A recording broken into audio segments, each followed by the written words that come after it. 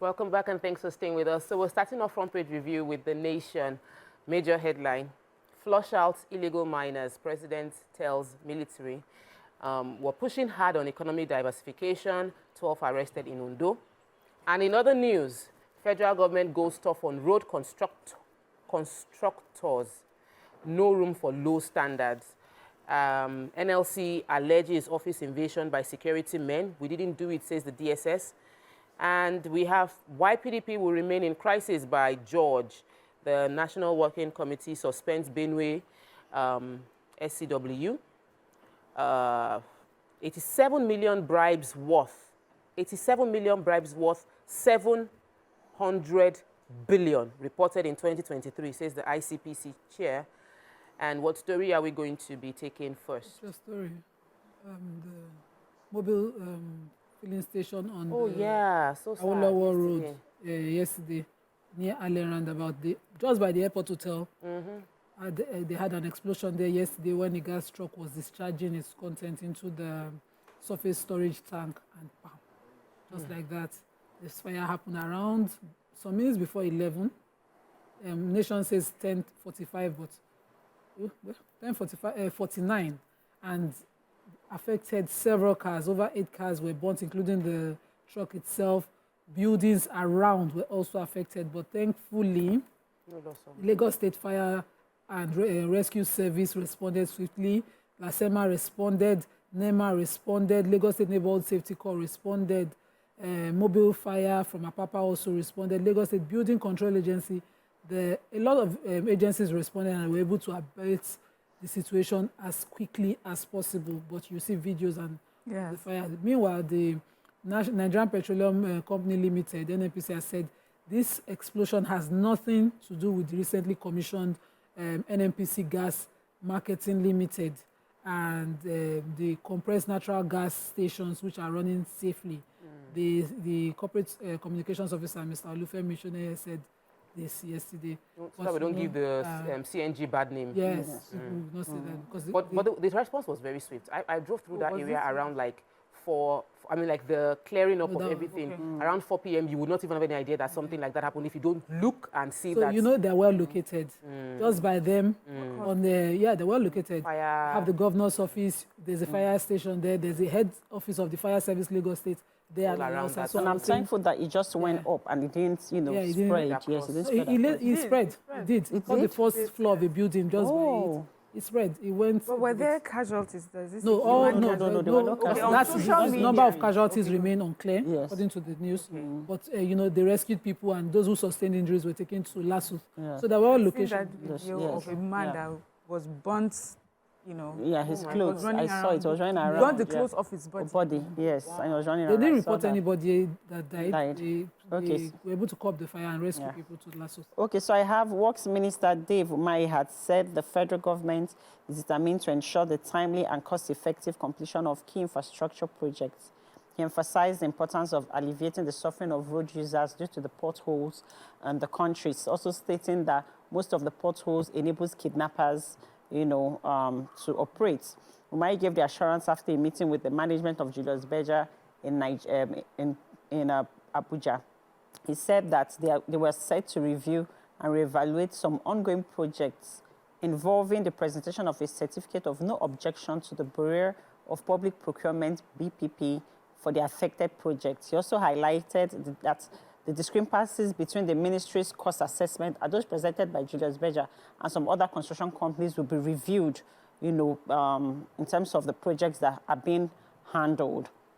The minister also cited Section 2 of the Lagos-Ibadan Expressway as another subject of contention that the government is working on quickly in order to resolve, and also said that other construction companies might be invited to bid for the projects, which is a good one.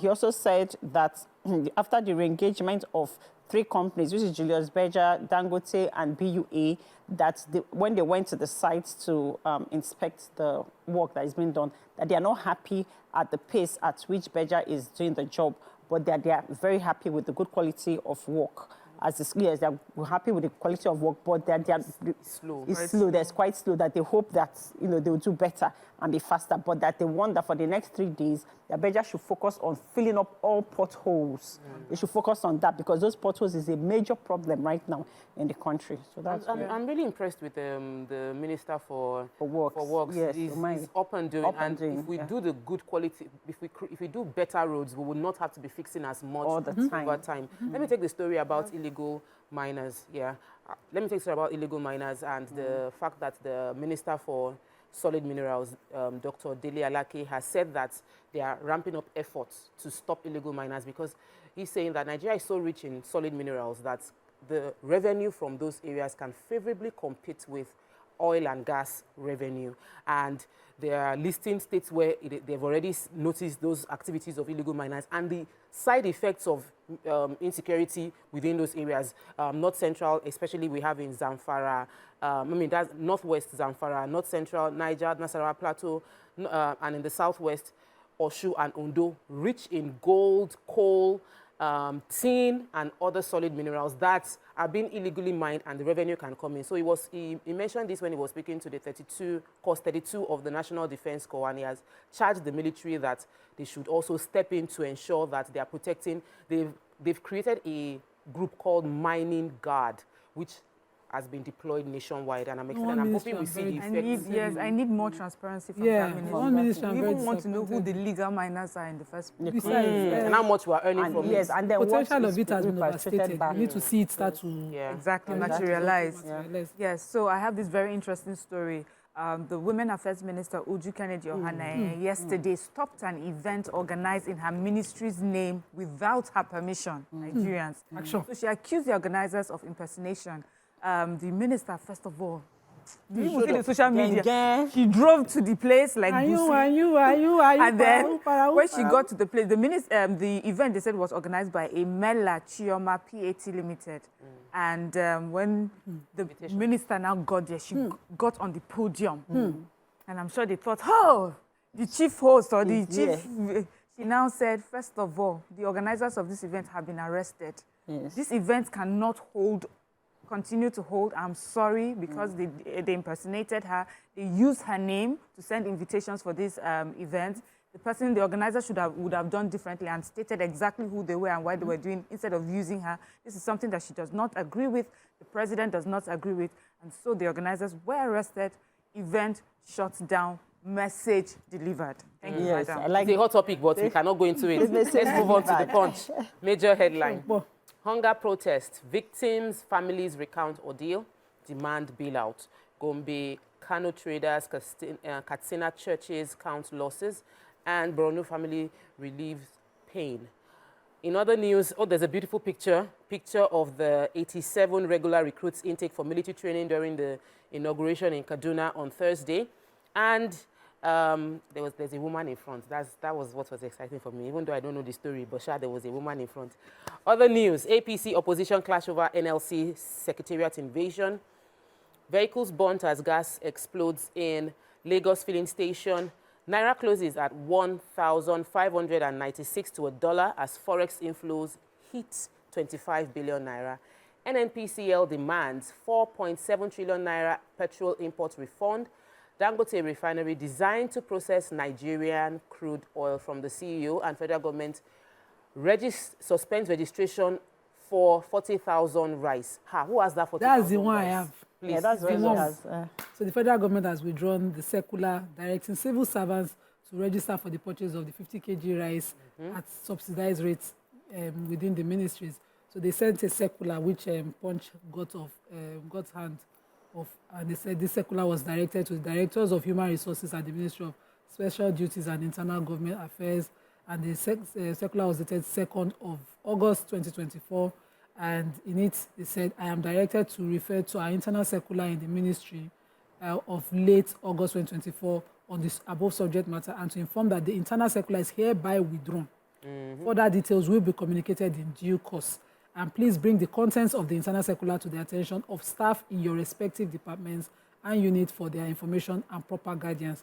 Also, the story recounts the entire thing that led to why this would be done. Start buying this rice. Yeah, the federal government had already said that they would distribute this rice in coordinated offices, designated offices, coordinated by chairman and joint union council of the ministry. But this, I am particularly happy that this was withdrawn. And I'll tell you why. The moment a circular was, initially I said they would create offices where it would be bought, the way lake rice was done in all the agric boards. And I was hoping that the agric boards would be utilized, especially that one in Niger that was born since NSAS and never rebuilt.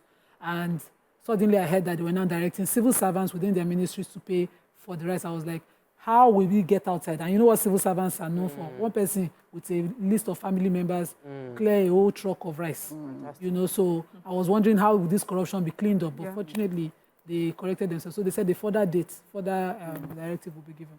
Fantastic. We'll take a quick break. When we return, we'll continue with the front page review. Stay with us. We'll be right back.